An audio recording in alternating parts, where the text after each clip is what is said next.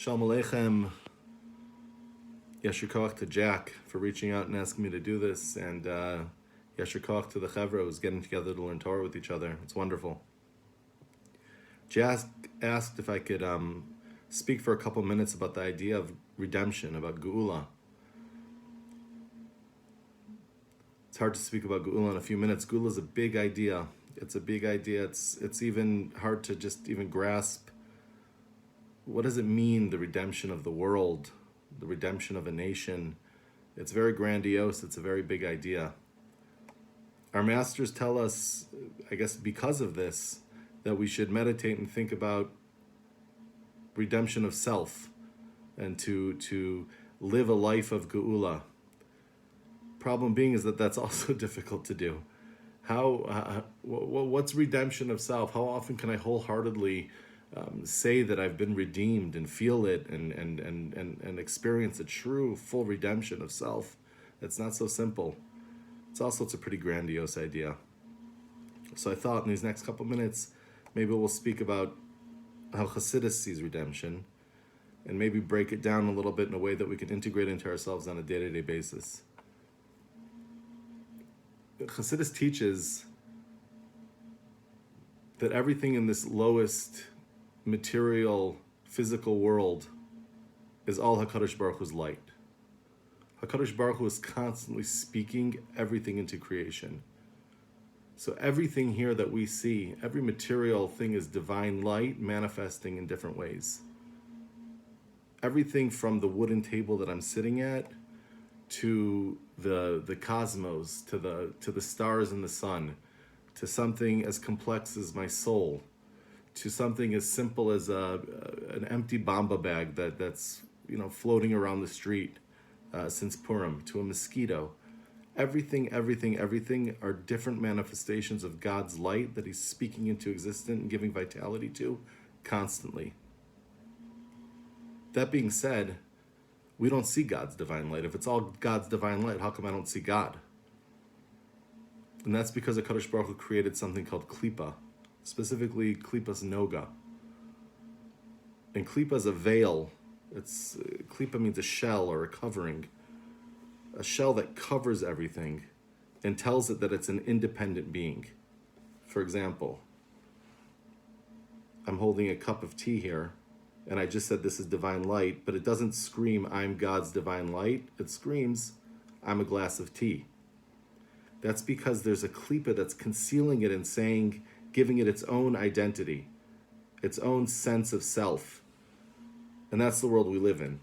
99.9% of everything we engage with is klipa.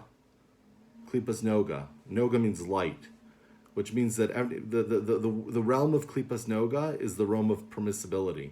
It's everything that we can engage with and interact with.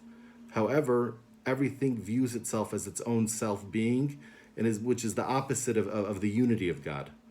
Right? The klipa in myself is my ego, which says I'm me, and it says that I'm separate from God. The klipa of that glass of tea says I'm a glass. I'm separate from God. I'm my own being.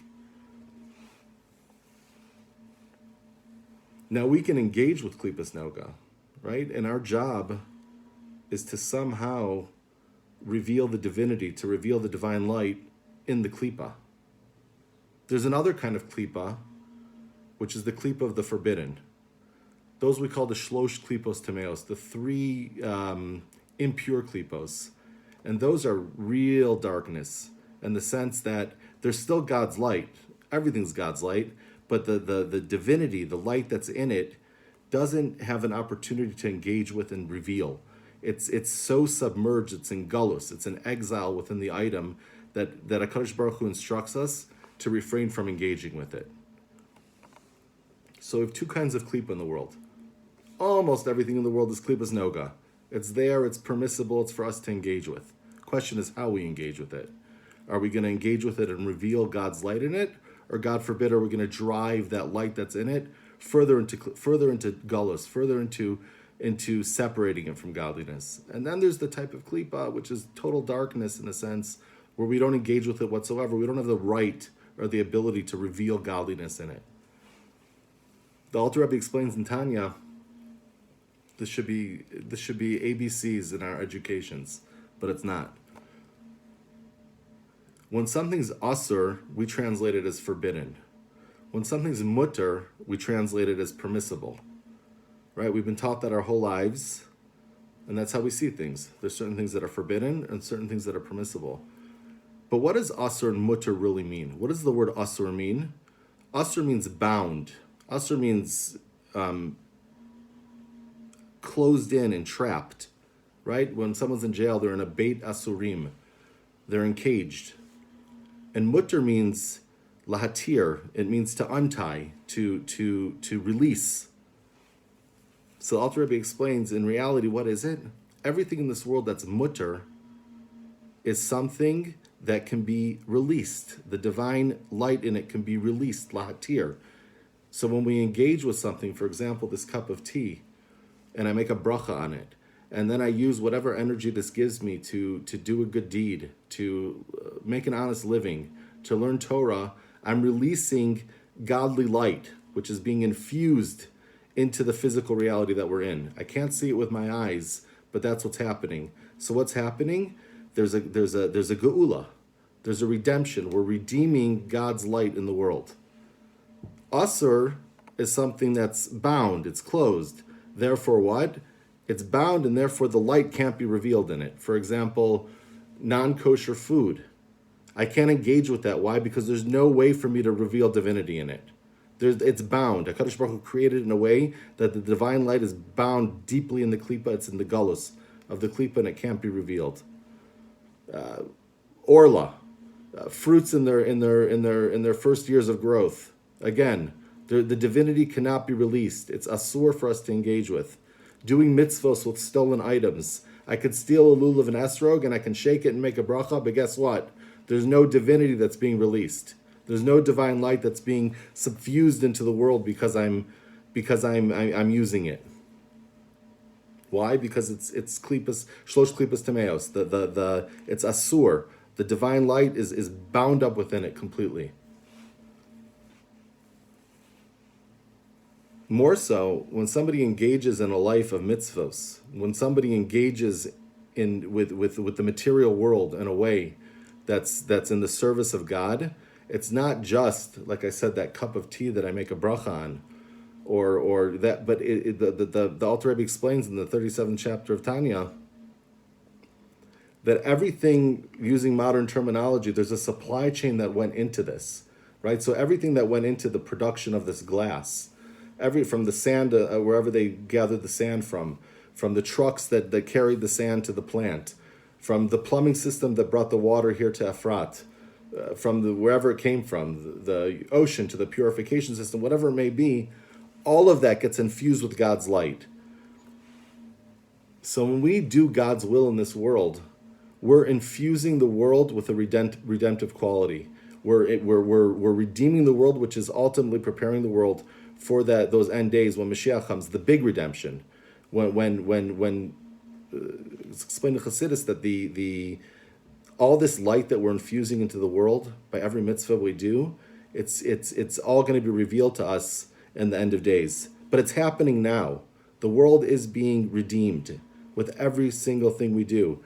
It's not just good for me to do mitzvahs. It's not just because Hashem wants me to follow rules. No. When you make that bracha on that glass of tea, you're infusing God's light into the oceans. You're infusing God's light into everything that's happening. You're infusing God's light into this material world and redeeming it. Geula, redemption is happening on a micro level, but it's not so micro. It's happening on a massive scale every time we do a mitzvah. So I could just ask of all of us to just meditate a little bit about this. Meditate about the redemption that we do all the time. The redemption when we put that shekel in the tzedakah box. That redemption when we smile at somebody. It didn't even speak about the fact that our souls, we have two souls. We have a nefesh chiyunis, a bahamis, which is our animal vital soul, and we also have a nefesh elokis. But just regarding the nefesh chiyunis, that's also klipa. It's klipas noga. So every time you do something, you're infusing your soul with God's light. You're infusing your soul with God's light. You're redeeming yourself every single time you do a mitzvah. Jack told me that the name of the group was, before Shabbos, he told me it was called Stealing Torah. And after Shabbos, he told me it's called Loving Torah. I'm happy he made the change, because I was thinking about it, and we know the basis of Tanya is based on a pasuk, Kikarav alecha davar ma'od, b'vavcha b'ficha lasoso, that we don't have to steal Torah. We don't have to steal Torah. It's Kikarav alecha davar ma'od. It's very, very close and accessible to each and every one of us. We don't need to steal Torah. Torah's there. Torah's there for us to grab and engage with. What I do think we have to steal is time, which is what you guys are doing. We need to steal time during the day, little bits of time here and there, to make sure that we're engaged with the Torah. And just to relate it back to what I said before, time is also a creation of HaKadosh Baruch Hu. Time is the light of HaKadosh Baruch Hu. And it's Klipas Noga. Time conceals godliness. So every time we stop and we learn a little Torah, we get on the group, the YouTube group, whatever it may be, speak with a chaver, pick up a sefer, pick up anything. What are we doing? We're redeeming godly light in time. There's redemption in time. And that I have to believe that also all the time in my life that led to this moment is being redeemed. Because that's what the Alter Rebbe said. Everything in the process of doing God's will in this world gets redeemed. Every time we learn, every time we do a mitzvah, every time we smile at a friend. I want to wish each and every one of you a bracha. You should have a Chag Kasher L'Sameach.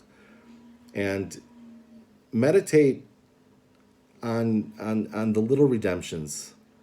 It's hard to think about the redemption of the world. It's hard to think about the redemption of self in a grandiose way. But if we stop and just close our eyes every once in a while and just think a little bit and meditate on these ideas, then we can recognize that any time we just don't want to daven, but we daven, redeem the world.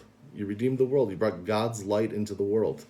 You just make a bracha on a piece of food, and then you use that energy to again learn and do mitzvahs over the course of the day. You didn't just do something good for yourself. You redeemed the world. You redeemed the food. You redeemed that whole supply chain. And you prepare the world for the ultimate days of Mashiach coming. It should come soon. I hope to do this again, Chevra.